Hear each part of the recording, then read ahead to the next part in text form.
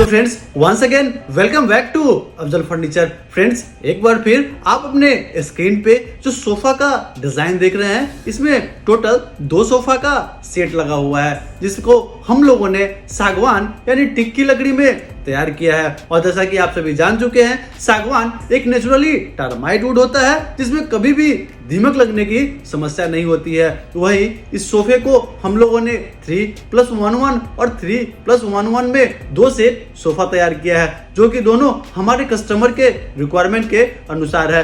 दोनों सोफा में हम लोगों ने पॉलिश करने के लिए पीओ हाई ग्लोस पॉलिश का यूज किया है, जिसमें हम लोगों ने सागवान के नेचुरल कलर और उसके साथ ब्लैक कलर के सेट का पॉलिश किया है। और दोनों सोफा में हम लोगों ने टी टेबल कॉमन दिया है, जो कि हमारे कस्टमर के रिक्वायरमेंट के अनुसार है।